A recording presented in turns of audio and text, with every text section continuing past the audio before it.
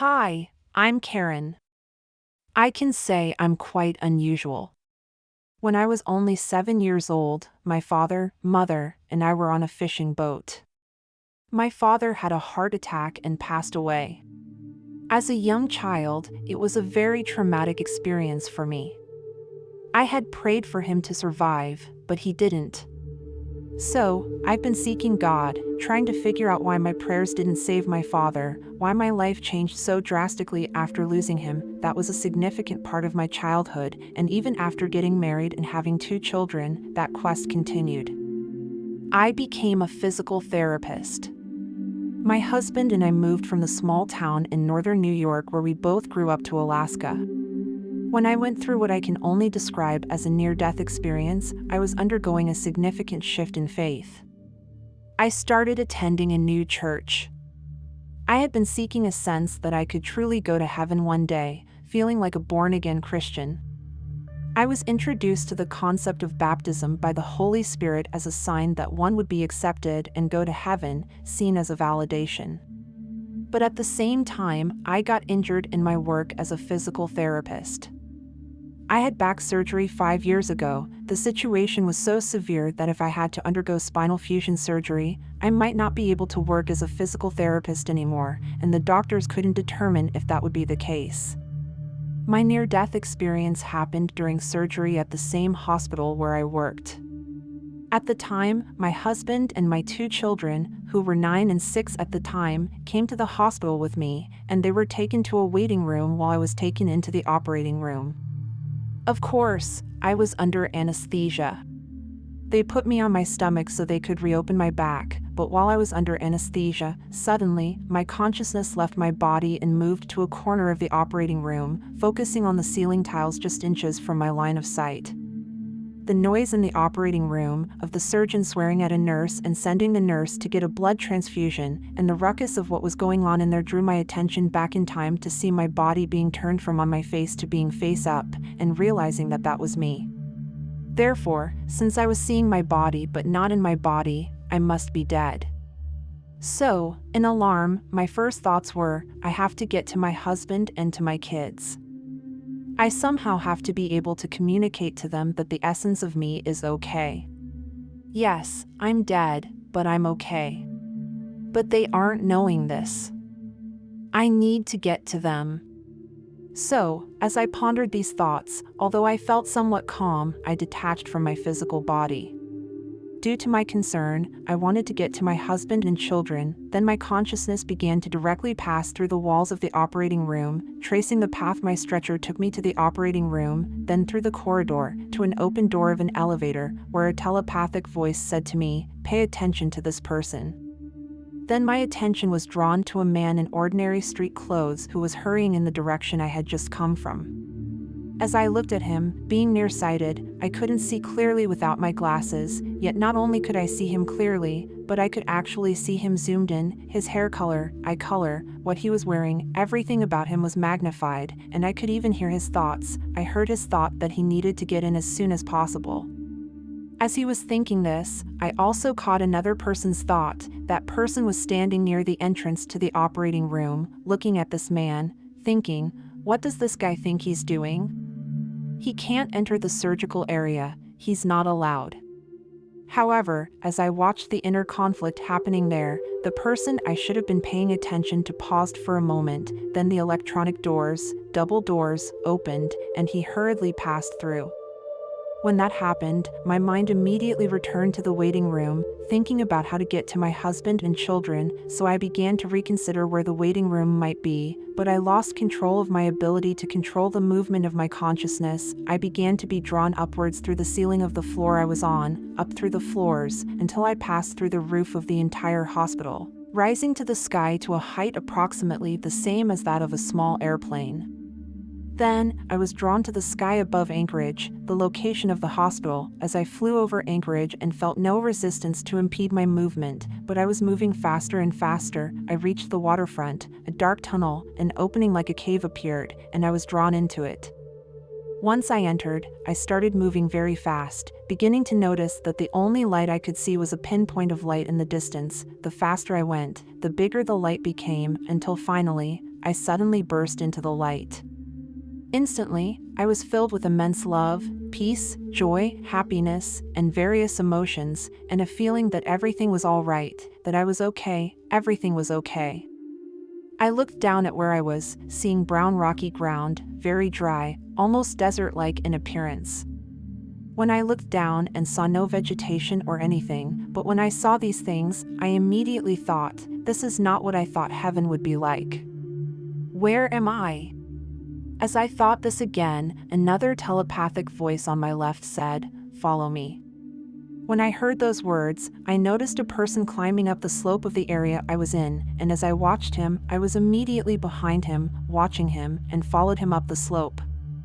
So, I carefully watched his back, noticing his hair was almost black, tied back with a belt. His attire was just a light-colored rough garment, again belted at the waist, about midway down his thighs, his legs and feet wearing sandals, the straps of which crisscrossed and tied below his knees. Again, I thought, this can't be heaven. If it were heaven, I should be with Jesus, but I didn't know who he was, but he gave me a feeling of goodwill and love, care and compassion towards me. I could feel these feelings towards me, but I was truly confused and puzzled. As we walked out of that area, over the slope, the whole scene changed suddenly to a completely green, lush, gorgeous area with bright flowers of various colors I had never seen before, beautiful green leaves on the trees. It was mesmerizing. I noticed that the immense light I entered actually existed in every living thing I saw, in the flowers, grass, trees, and leaves. You could see this light. As I was fascinated by this, the person I was following had already walked ahead. Once again thinking of him as my guide, he spoke again or telepathically said, "Follow me," and I immediately followed him again. This time, he stood on the bank of a river, and it was the first time I remembered him truly turning towards me, looking at me, so I could see his face and focused entirely. On the other side of this river, I began to see deceased relatives, my father, my brother who died in a car accident, deceased uncles and aunts, and 4 people unfamiliar to me by their appearance. But I just knew they were my 4 grandparents who had passed away before my birth. They welcomed me and were very happy to see me, so glad that I was there. I wanted to cross this water, this beautiful, bright, shimmering water to reach them, but my guide said, "No, you can't go there now. We have other places to go." Since I started going up in the hospital, I was drawn, unable to control where I was going. Following him, he went around the riverbank and entered an opening where there was a grand structure. The only thing I could think of was Greek or Roman style because it was white, pearly white, glowing from within, like everything else. I also saw some other spiritual beings there, queuing along a long staircase leading to columns and other people by the open area around the building. My guide walked ahead and said to me at the entrance door, "Follow me," then I followed him into the building. As we entered, it looked like a vast library. There was a very long open area, tables everywhere, with various books and ancient scrolls on both sides, reaching as high as you could see. My guide said to me, "This is where the Book of Life is kept, but we have to go to another area. Follow me." We crossed the entire area and entered a corridor area leading to the back, then entered a room where a group of spiritual beings surrounded something that looked almost like a conference table. Then my guide said again, "We're going to take a look at your life and everything that's happened up until now." As he said this, it was as if a hologram appeared at the center of the conference table. Before this, it actually looked clear, almost like a glass-bottomed boat rather than a table, but once it appeared, it started showing everything that had happened in my life, and I started feeling like I was reliving it, not just my own feelings and experiences, but also feeling the interactions I had with others, feeling like I was that person, in places where I misunderstood or wasn't friendly to others. I felt their anger or pain, I saw their feelings and the chain reaction that occurred when they went out and translated those feelings into negative actions towards others. On the contrary, when I said or did something kind, I felt how important and good that was, and when I became another person and saw that chain reaction again, they were able to receive the same kindness and pass it on to others. It was an amazing experience. I felt regretful for some things I could have done better, but all the spiritual beings present emitted only love and understanding towards me, without any judgment. I felt like I should know who these beings were. I felt like they had helped plan my life before I was born. They knew everything I hoped to achieve in life. Then they said, "You can go back to your life, or you can stay here, but before you decide, we want to show you some things, what might happen if you go back to your life, or some things that might happen or might not happen, depending on the free will choices of another person, which could change what we're about to show you, because everyone has free will." At this point, I knew there were other things happening, but I couldn't remember what they were, because what I remember next is being in a completely different small room with my guide, who said he wanted to show me the prayers I had asked others to pray for me, so I wouldn't lose my profession or have to undergo spinal fusion surgery. Then he pointed to the right, and I saw what looked like musical notes. If you see a piece of sheet music, you'll see black notes and whole notes. I saw these notes, but they were connected one after the other, upwards rather than across a sheet of paper. My guide said, each note represents a different prayer, each prayer has its unique vibration.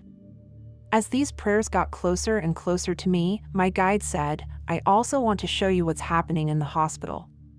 When he said this, it was as if I could see through the ceiling to the room where my husband and children were waiting for me, and I also saw my husband standing at the door of a small room, my surgeon in surgical attire standing there talking to my husband, and behind my children, I saw my daughter, and I felt she must have been very afraid that I would die, so she prayed with others to keep me alive. As she prayed, my guide let me feel what it was like to be her mother, my husband's wife, my son's mother, and Karen myself, feeling I had to go back because if I had a choice, I couldn't let that happen. Finally, I chose to return to my life. Before leaving, my guide said, "You will be able to have evidence of everything that happened here because you are the kind of person who just needs to know, but you won't be able to remember anything about the future we showed you because that would deprive you of your free will ability. You won't be able to choose anything other than what you think should happen." So, that was the last thing I realized until I woke up in the recovery room, my husband and children beside my stretcher. One very strange thing to explain to anyone was that I felt like I had two different consciousnesses. One was my body's consciousness, my brain still under the influence of anesthesia. My body's consciousness was trying to figure out what had happened.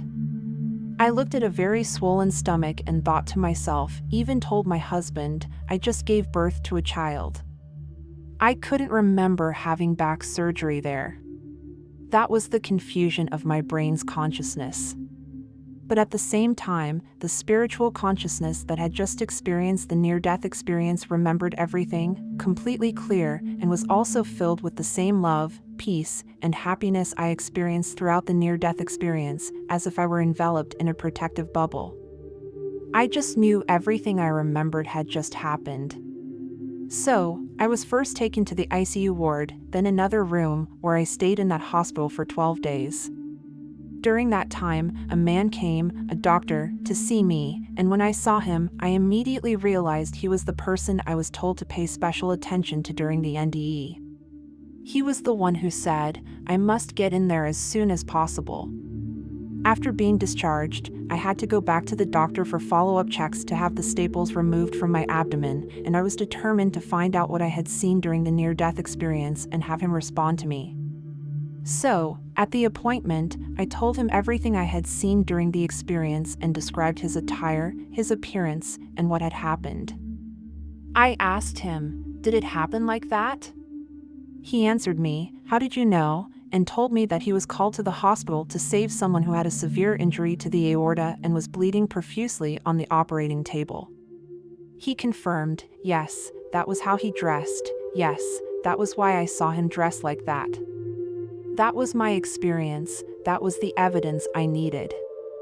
The reality of this experience is far more intense than anything we experience in everyday life. Even though I kept it secret for decades, I can still recall all of its details.